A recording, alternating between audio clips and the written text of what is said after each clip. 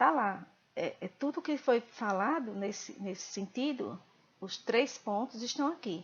Quando a gente diz são devidos no 1695 do CCB, são devidos os alimentos quando quem os pretende não tem bens suficientes, ou seja, necessidade, nem pode prover por seu trabalho a própria mantença, e aquele de quem se reclama pode fornecê-los. Olha aí, necessidade, possibilidade, sem desfalque do necessário ao seu sustento.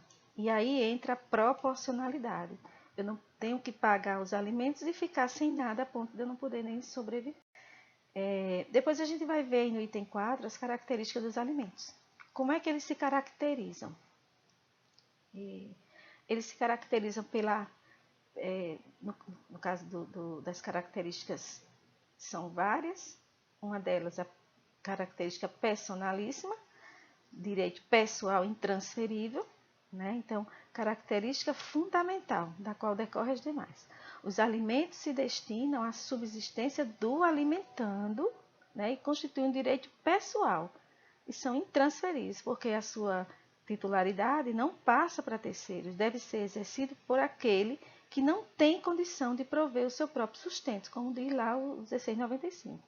Se o titular dos alimentos pode recebê-los, né? Só o titular dos alimentos é que podem recebê-los. Então, não posso transferir isso para ninguém. Eles são irrenunciáveis, né? Não posso renunciar a esse direito, está previsto lá no 1707. E, nesse caso, pode o credor não exercer esse direito, porém é vedado ele renunciar. Ele não pode renunciar. Também tem a questão da impenhorabilidade. Os alimentos são impenhoráveis por ser verba alimentar destinada à mantença do alimentando. Você não pode penhorar esses bens em relação a qualquer dívida que ele tem. São irrepetíveis também, ou seja, depois que você paga, não tem como você pedir eles de volta, né? Não são passíveis de restituição. Nem no caso dos gravídicos, né? Porém, há uma brecha aí na jurisprudência, onde esse direito está sendo um pouco relativizado em relação aos direitos da mulher grávida. Porque há casos em que foram questionados, depois que a criança nasceu, não era filho, e aí a pessoa questionou. O STJ já se manifestou a respeito em algumas ações, e dependendo do caso, ele relativizou esse direito à irrepetibilidade, né? Então, é bom que se estabeleça aí que há essa possibilidade deles serem repetíveis, né? Mas, em regra, eles são irrepetíveis, ou seja, não são passíveis de restituição. Há também imprescritibilidade, ou seja, os alimentos são imprescritíveis, não tem prazo para a população, né?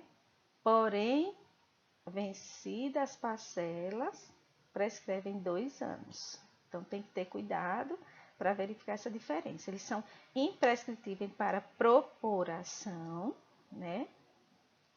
Mas as prestações vencidas, elas prescrevem em 2 anos a partir da data em que se venceram.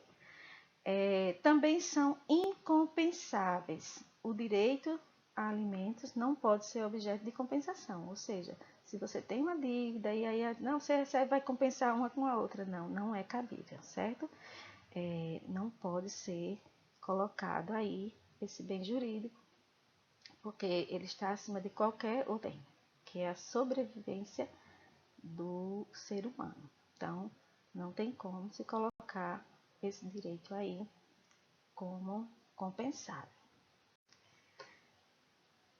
Agora, quanto em relação à execução da dívida alimentar, o Código Civil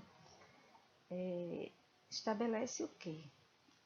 O Código Civil diz que o título executivo ele pode ser judicial ou extrajudicial, né?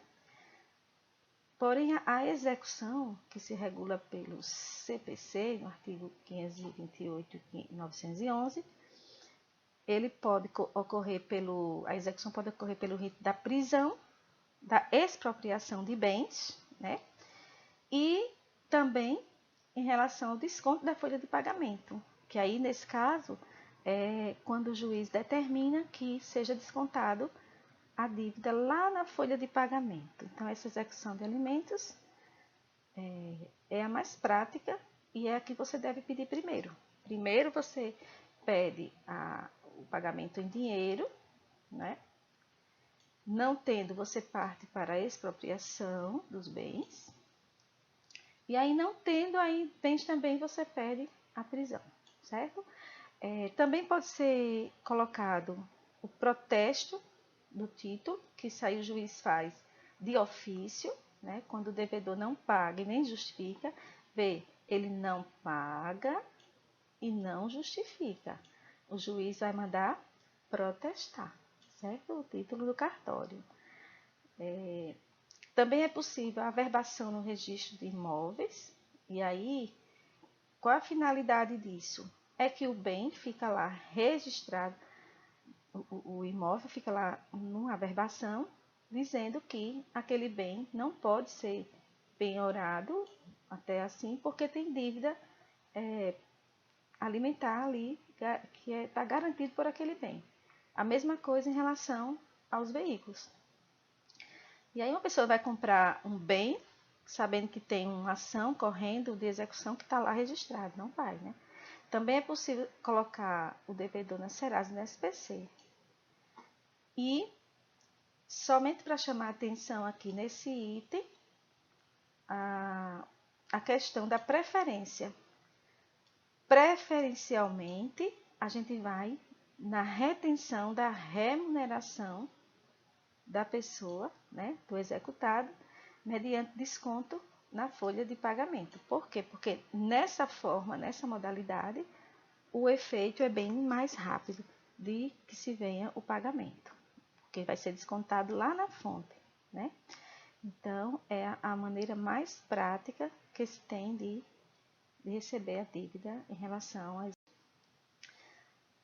E aí está lá no artigo 532, flagrada conduta procrastinatória do executado, e aí o executado está enrolando, está se escondendo para não pagar, havendo indícios aí o juiz vai verificar, né, nesse caso, que está havendo um indício de prática de crime de abandono, ele encaminha para o Ministério Público tomar as providências. Então, vê que o devedor de alimentos, ele tem uma série de procedimentos que podem prejudicar bastante a vida dele, caso ele resolva não pagar essa dívida, né? E que chega até a questão da prisão. Então, tem que ter muito cuidado aí em relação a esse problema. Está lá no artigo 528, e aí eu selecionei alguns parágrafos aqui que são bem importantes, né? Principalmente em relação à comprovação do fato que gera impossibilidade absoluta de pagar a dívida. Só isso é que vai justificar o inadimplemento. Porque não basta eu alegar só, não paguei porque eu não pude, não. O juiz, para que tenha essa justificativa como válida, tem que ser algo que gere aí a impossibilidade absoluta de não pagamento. Porque é muito comum as pessoas chegarem simplesmente dizer, não paguei porque, sim, estou desempregado. Sim, mas isso está desempregado, mas está vivendo, né? Tem que verificar em que circunstância você está desempregado. Será que você está desempregado mesmo? Você é um autônomo? Então, tudo isso vai ser avaliado em cada processo. Porque você não pode simplesmente se furtar o pagamento, né? Verba alimentar, como a gente viu, é necessário para a sobrevivência humana. Aí aqui tem um parágrafo terceiro também, que diz, se o executado não pagar, ou se a justificativa aqui apresentada não for aceita, porque há essa possibilidade do juiz não aceitar, além de mandar protestar o pronunciamento judicial na forma da lei, né, do parágrafo 1º, ele pode decretar prisão pelo prazo de 1 a 3 meses. Ressaltando que a prisão será cumprida em regime fechado, né? O cumprimento da pena não exime o executado do pagamento, ou seja, mesmo que ele cumpra a pena de prisão, mas não pagou, vai continuar devendo e depois vai de novo preso, né? O débito alimentar, que autoriza a prisão, aí no parágrafo 7º, né? Do alimentante. Então, o débito alimentar, que autoriza a prisão civil do alimentante, é o que compreende até as três prestações anteriores ao ajuizamento, porque vamos considerar que você foi fazer a execução ali de uma dívida que está vencida há 1 mês, ou 15 dias, ou 10 dias. Você pode utilizar, assim, o desconto em folha, a expropriação de bens, as outras modalidades, negativar, mas não há justificativa ainda aqui para a prisão, que só se concretiza a partir dessa dívida anterior ao ajuizamento de 3 meses, para se pedir a prisão, né? Com relação ao entendimento jurisprudencial, eu queria deixar aqui para vocês essa RESP 138/44/18, onde a gente tem aqui, né, nesse entendimento, a relativização, né, daquele assunto da irrepetibilidade, né, da verba alimentar. Esse caso foi principalmente em relação à grávida, né, aos alimentos gravídicos, porque os tribunais superiores já vinham decidindo pela irrepetibilidade, reiteradamente, né? Porém, em algum caso relativo à irrepetibilidade, no caso de grávidas, foi relativizado. Então, vê que pode haver essa possibilidade, mas vai depender do caso concreto e de como isso foi julgado, né? Vai depender de como isso foi definido. Então, é isso. Bons estudos e deixei aí para vocês as fontes de pesquisa que vocês podem consultar.